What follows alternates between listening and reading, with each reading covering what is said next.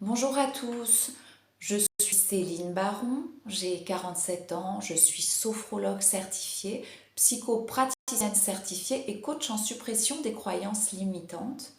Pour faire court, je suis installée sur Vichy depuis 5 ans et auparavant, depuis 1999, j'étais installée en région parisienne.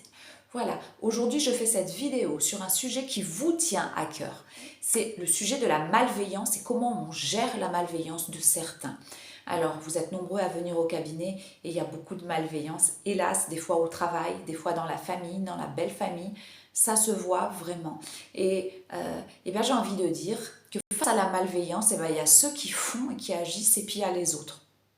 Donc les autres, c'est le groupe qui a décidé de se laisser faire, de se laisser maltraiter. En quelque sorte, ce groupe-là donne le mode d'emploi pour être martyrisé aux gens qui sont malveillants. Alors ça, c'est un problème, hein, parce que plus on va donner le mode d'emploi à l'autre pour nous martyriser, et plus on ne va pas recadrer, on va laisser la situation comme ça, cette malveillance s'installer, plus les gens vont abuser, bien sûr, il va y avoir une escalade et vous en serez toujours la victime.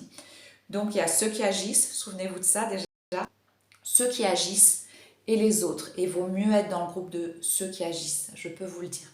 Très sincèrement, j'ai été une adolescente, une lycéenne harcelée vraiment, hein, avec une grosse violence, c'était très violent, je l'ai compté et raconté dans mon livre qui vient de sortir qui s'appelle Voyage en Self-Love, qui est édité chez Numéli et je serai bientôt au Salon du Livre de Vichy pour en parler, pour vous le présenter. Et j'ai raconté vraiment comment j'ai décidé de tirer du bon et du positif de toute cette malveillance. En réalité, à l'heure actuelle, je peux affirmer que si je n'avais pas été harcelée, je pense que je serais restée la jeune fille timide que j'étais et je ne serais peut-être pas allée, j'aurais pas fait les États-Unis toute seule, je ne serais pas partie toute seule au fin fond du désert. Hein. Si j'ai fait des choses comme ça, c'est parce que j'en étais rendue à un point où j'étais immunisée contre tout. Parce que vous savez, quand on vous met complètement à terre, qu'est-ce que vous avez à perdre après de plus, hein? J'ai monté ma première entreprise, j'avais à peine 24 ans. Je me suis lancée dans des choses, des voyages, des projets, des expositions, des livres. Tout ce que j'ai fait, je l'ai fait parce que j'avais été tellement immunisée, on m'avait mis tellement bas que j'avais plus rien à perdre. Je pouvais tout risquer. Donc voilà, ma façon de fonctionner face aux gens malveillants, c'est de toujours tirer un apprentissage positif pour moi. C'est pour ma pomme, c'est pour moi. Vous voyez? Donc on peut me faire ce qu'on veut.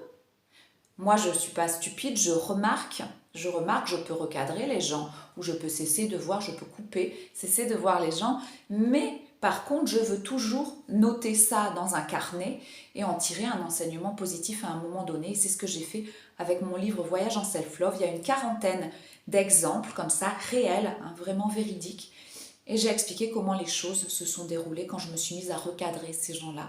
Et ce que j'ai fait, ce que j'ai gagné et comment j'ai pu faire croître ma conscience et l'ouvrir à un point où j'aurais même pas pensé, même en allant voir toute jeune un coach ou un psychologue, etc. Je pense que j'aurais pas ouvert ma conscience de cette façon parce qu'il n'y a rien de tel que l'expérience pour ouvrir sa conscience. Alors voilà, je ferme cette parenthèse-là. Donc, les réflexions sous toutes leurs formes. Alors, il y a 15 ans, je rencontre quelqu'un et cette personne, elle est très toxique, elle est dans ma vie, hélas, je ne peux pas m'en défaire. Vous comprendrez qu'il y a des liens, des fois dans la famille, on ne peut pas, c'est très difficile. En tout cas, si je peux la voir qu'une fois ou 2 fois par an, c'est déjà bien.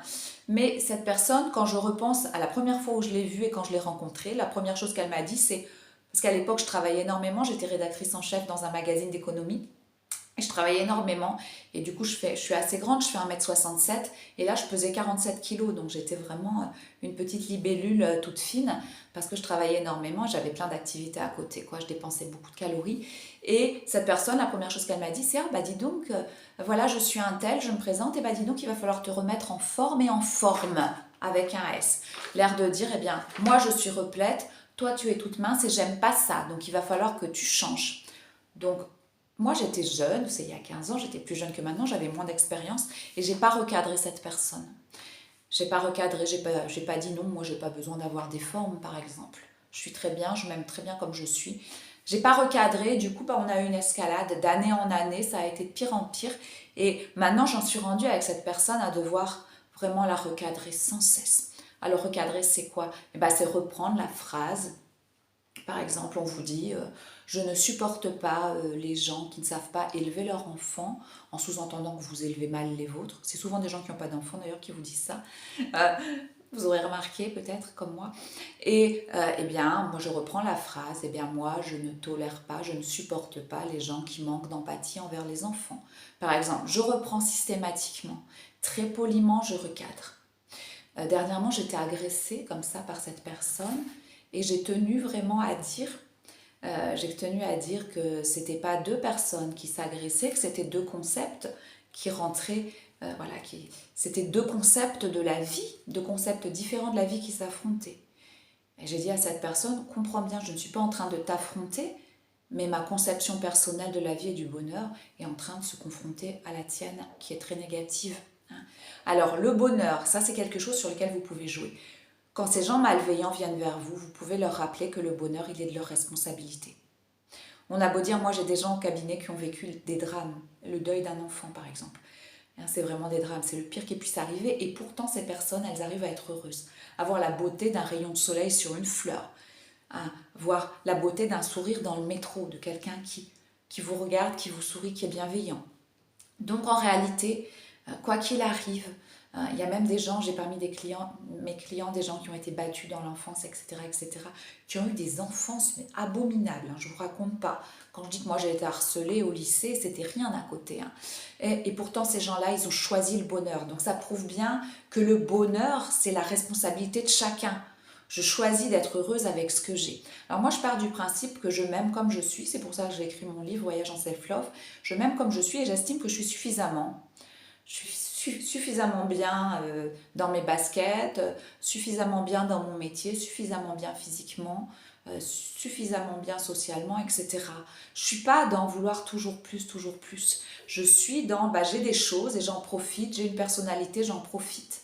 Et quand ça ne va pas, je tire des leçons, des apprentissages, de la malveillance et de cette dualité qu'on peut rencontrer partout dans la vie. Donc il y a les gens qui vous font des réflexions comme cette personne qui estimait que j'avais pas assez de forme. Sur votre mode de vie aussi, j'ai quelqu'un une fois qui m'a dit mais toi tu es freelance, je ne supporte pas, je ne tolère pas ton mode de vie. C'est une personne qui était salariée, moi j'ai rien contre les salariés. Si vous voulez, ça bloque à partir du moment où vous n'êtes pas heureux. Si vous êtes salarié et puis que vous êtes en train de décrier la freelance à côté et que vous en êtes jaloux, il y a un problème, il faut revoir votre mode de fonctionnement. Si vous êtes freelance et que vous êtes jaloux du salarié, c'est pareil, il faut revoir le mode de fonctionnement. Mais après, chacun fait ce qui lui plaît. Moi, je ne suis pas faite pour être salariée. Par contre, je travaille en entreprise, je vais en entreprise en tant qu'indépendante, en tant que freelance. J'ai beaucoup de plaisir à y aller et à retrouver des collègues, entre guillemets, qui ne sont pas vraiment des collègues puisque je ne fais pas partie de la boîte.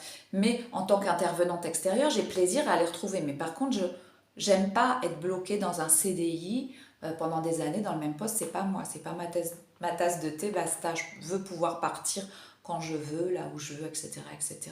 Organiser ma vie. Voilà. Donc, les gens vont vous faire des réflexions sur votre physique, sur votre mode de vie, ou bien vous dire ouvertement qu'ils ne croient pas en vos projets. Moi, ça m'est arrivé récemment, j'ai une proposition pour traduire mon livre pour un agent littéraire aux États-Unis. Et puis j'ai une personne comme ça, malveillante, qui me dit « Ah, mais de toute façon, ça ne sert à rien, puisque ton livre ne va pas se vendre assez. » Mais qu'est-ce que tu en sais? Est-ce que tu es voyante? Donc ma question, ça a été « Excuse-moi, est-ce que tu es un agent littéraire américain ?» Non, bon voilà, tout est dit, c'est pas la peine d'aller plus loin avec des gens comme ça. Les réflexions physiques, tes cheveux sont trop longs, ils sont trop courts, ils sont trop blonds, ils sont trop bruns, etc. Vous n'avez pas à entendre ça. Faut recadrer. Moi je dis écoute, va dans la pièce d'à côté et puis rumine sur mes cheveux si tu as envie, sur mon look, sur mon métier, sur ce que tu veux. Moi j'ai pas envie d'entendre ça, c'est bon. Ça me concerne pas. C'est toi qui as un problème avec ce que je suis, c'est pas moi. Moi, je m'aime. Je n'ai pas de problème avec moi-même. Je suis bien dans mes baskets. Donc, voilà. Ensuite, il y a des gens qui vont vous faire des réflexions sur votre salaire ou sur votre statut. Un jour, quelqu'un m'a dit « Oh, mais moi, toi, tu as un job facile. » Je ne sais pas pourquoi, pour lui, c'était facile. Mais moi, j'ai un job complexe et je suis... Il m'a sorti tout un titre en anglais, très pompeux. Je ne sais plus ce que c'était. Enfin bon, je sais plus, mais c'était un titre pompeux, Master of je ne sais plus trop quoi. Enfin bon, voilà. Les gens qui vous font des réflexions de ce type, bon, c'est pas la peine de les fréquenter. On peut les recadrer éventuellement. Les gens qui vous disent tu devrais, tu ne devrais pas. Alors récemment, j'ai quelqu'un qui m'a dit concernant ma maison, tu ne devrais pas faire ce genre de travaux. Je sais plus ce que c'était. Donc je lui dis bah oui, mais écoute, c'est ma maison, c'est pas la tienne. Et puis est-ce que tu es architecte? Ah bah non. Bon bah alors voilà, c'est bon. Ma réponse je l'ai, j'ai pas besoin. Ou bien vous pouvez dire aussi, comme j'adore dire en anglais, je l'ai dit dans une autre vidéo, I'm not questioning. Je suis pas en train de te poser une question. Je dis et je fais. Je suis pas en train de poser une question, je suis pas en train de demander. Quand je dis je vais faire des travaux au sous-sol de ma maison, je suis pas en train de dire s'il te plaît, peux-tu me donner ta bénédiction pour que je fasse les travaux dans ma maison au sous-sol? Non, je dis je fais des travaux chez moi. Donc si les gens après tu ne devrais pas ceci cela, je veux dire ça les regarde pas. Je suis pas en train de te poser la question, je fais, c'est tout. Si ça te pose un problème, eh ben écoute, vois, travaille sur toi, vois. Hein, il faut tout le temps recadrer les gens qui sont dans la malveillance.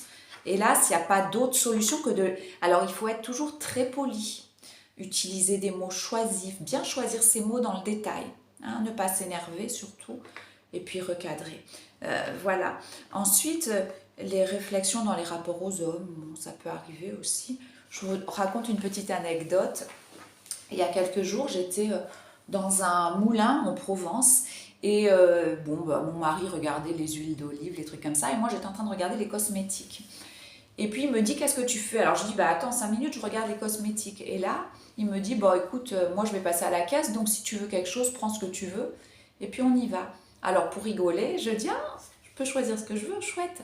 Et là j'ai une fille qui arrive comme ça, cheveux courts, assez bourrue et qui me dit ah, mais mademoiselle, alors je dis non, déjà moi j'ai 47 ans, c'est plutôt madame, mais bon. Elle me dit oui, mademoiselle, c'est ça l'autonomie des femmes alors, d'accepter des cadeaux des hommes. Alors je dis bah excusez-moi madame, mais bon, j'ai quand même le droit d'accepter un cadeau de mon mari. Voilà, la fille elle sort de nulle part et elle vient me faire une leçon de féminisme entre guillemets. Bon, cette fille, j'ai dû la recadrer. Je lui ai dit, bien écoutez, moi je suis une femme qui aime les cadeaux. Voilà, tout simplement, c'est tout. On n'a pas besoin de se battre avec les gens. Après, bon. Voilà, donc les gens comme ça qui sont... ils voient un couple, par exemple, cette personne, elle a vu un couple heureux en train de faire ses emplettes, bah ça l'a insupporté, quoi. Donc il fallait qu'elle fasse une réflexion. Bon, bah ça, c'est des gens, bien sûr, moi je m'en fiche, je la connaissais pas, mais voilà, c'est des gens, il faut les recadrer. Ensuite, donc la jalousie quand vous employez certains mots. Alors, j'ai expérimenté ça il n'y a pas longtemps en parlant d'un de mes enfants. Je lui dis, bah, il va dans une école labellisée Excellence. Maintenant, il y a des labels pour les écoles d'ingénieurs, il y a des listes. Enfin bon, bref, j'ai utilisé le mot Excellence. Et la personne en face a commencé à m'attaquer là-dessus. Bon, apparemment, le mot Excellence, ça l'a blessé au niveau... bah, c'était une blessure égotique en fait. Bon, je ne sais pas pourquoi, mais utiliser certains mots. Voyage, je les ai listés. Voyage, excellence, épanouissement, accomplissement, bonheur, foi. Dites à des gens que vous avez foi en vous, que vous n'avez pas besoin de leur opinion parce que de toute façon vous avez foi en ce que vous faites, en vos projets, ou mieux, comme j'ai expliqué dans mon livre, dites que vous vous aimez à 100%, à 200%, à 300%. Et peu importe que les autres ne vous aiment pas parce que vous vous aimez. Dites ça, vous allez voir, vous allez être attaqué. C'est quelque chose qui n'est pas encore acquis en France, le self-love. Vous savez, hein, en réalité, moi, dans mon livre, vraiment, la base, c'est si tu ne m'aimes pas, je m'aime, et si je m'aime, prends garde à toi. Hein. C'est vraiment ça. Donc, on est suffisamment bien comme on a le droit de s'aimer. Et la façon dont on sait s'aimer, c'est la façon dont on apprend à l'autre à nous aimer et à nous respecter, parce que si on ne s'aime pas, si on se dénigre soi-même, il ne faut pas s'attendre à ce que les autres nous aiment et soient gentils avec nous. Forcément, si on ne s'aime pas, on donne le mode d'emploi aux autres pour nous martyriser en réalité. Bon, c'est très résumé hein, sur cette phrase-là, mais bon, voilà. Donc la jalousie quand vous employez certains mots. Pourquoi? Mais parce que ces gens-là estiment que la vie ne leur a pas offert ce qu'ils méritaient. Ils vous trouvent particulièrement épanouis eux, voilà, suffisamment épanouis et ben ça leur pose problème, peut-être que eux ne le sont pas et on est toujours un peu poussé face au miroir. Hein. Donc moi j'ai toujours dit dans la vie à ceux qui font, qui osent faire, et peu importe s'ils se plantent, c'est un apprentissage, et puis il y a les autres. Et souvent dans le groupe des autres, et ben, il y a ceux qui envient ceux qui font, mais qui eux ne feraient jamais. C'est comme dans le fait de recadrer. Dans mon livre, on m'a beaucoup dit, c'est plein de bon sens, mais on n'ose pas l'appliquer. Et bah oui, c'est du bon sens qu'on n'ose pas appliquer parce qu'on a peur. On a peur de quoi? De sortir de sa zone de confort et de recadrer l'autre.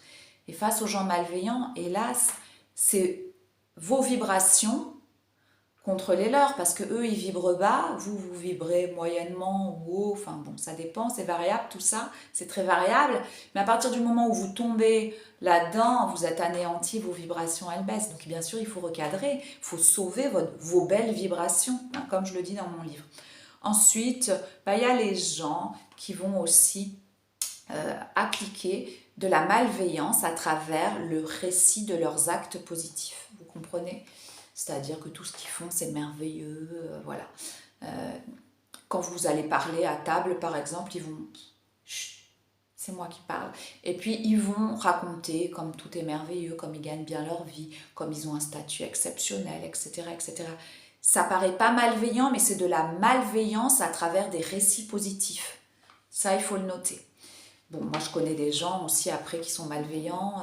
ils vont vous dire, vous voyez qu'ils s'alimentent mal, ça se voit quand quelqu'un s'alimente mal, on a la peau terne, on n'est pas, et puis vous les voyez des fois manger n'importe quoi, manger 1 kilo de Léonidas devant la télé, vous voyez, et parfois bah, ces gens-là ils peuvent venir et vous expliquer à vous qui faites du fitness, qui faites toujours attention à ce que vous mangez, etc., etc.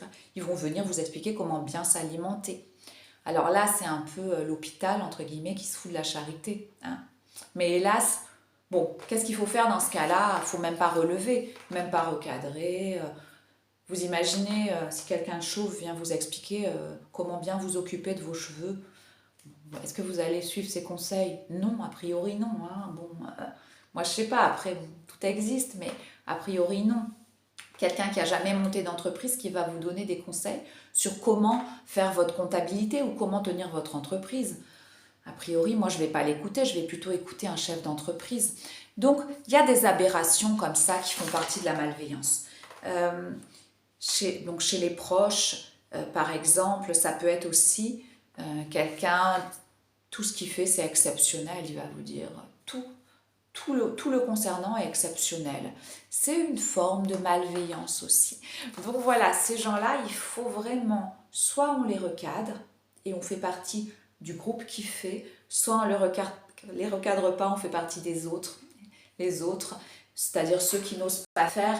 Et ça peut être quand même dommage parce qu'il va y avoir un genre d'escalade et moins vous recadrez les autres, plus vous laissez faire et plus ils vont profiter de vous, de votre gentillesse, de ce que vous pouvez leur apporter, tout en vous dénigrant. Il y a un autre principe dans mon livre, après j'arrêterai là.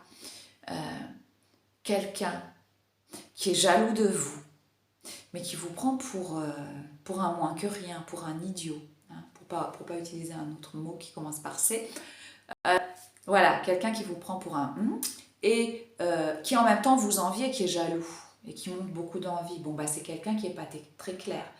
Moi, si je trouve une personne idiote, je trouve qu'elle gère mal sa vie, qu'elle est idiote, qu'elle est bête, qu'elle est stupide, je veux dire, je ne vais pas aller l'envier. Si je vais l'envier, c'est que ça ne va pas dans ma tête, quoi, vous voyez. Donc, quelqu'un qui vous dénigre, mais qui en même temps vous jalouse, c'est quelqu'un qui n'est pas très clair dans sa tête. Et ces gens-là, il ne faut pas les fréquenter. S'ils ne sont pas clairs dans leur tête, il ne faut pas les laisser rentrer chez vous, tout simplement. Voilà, donc il faut recadrer. Soit vous recadrez, soit vous vous séparez. C'est-à-dire qu'avec certaines personnes, j'en suis arrivée à un point où ça ne m'amuse plus de recadrer. J'ai plus envie de recadrer, de remettre les gens à leur place sans cesse, poliment. Bon, bah, je préfère m'en couper, en fait. Bah, je ne vais pas les honorer, entre guillemets. Bah oui, c'est ça, je ne vais pas les honorer de ma présence, c'est terminé. Hein. Si c'est pour faire baisser mes vibrations, et bah, même si c'est de la famille, et bah, quand ils vont venir chez moi, par exemple, eh ben, je vais aller faire autre chose. Je vais dire que j'ai un client à voir à l'extérieur, puis je vais déguerpir avant qu'ils n'arrivent. Je vais essayer de ne pas me confronter à eux, de ne pas les voir. Ou alors je vais les accueillir s'ils doivent venir chez moi, parce que je suis chez moi, c'est mon territoire. Même s'il y a mon mari, tout ça après qui les gère, je vais quand même leur rappeler que je suis chez moi, que je suis là, donc je vais marquer mon territoire, entre guillemets. Hein. Alors oui, c'est très bestial, mais bon, il y a des gens, hein, c'est comme ça, qu'est-ce que vous voulez? Il y a des gens, ils n'ont pas une conscience d'humain. Hein. Je vais remontrer, recadrer, je suis chez moi, je t'accueille, mais après, voilà, je suis désolée, là, je dois partir. Et voilà, et justement, je dois partir. Voilà, je vous remercie, à bientôt.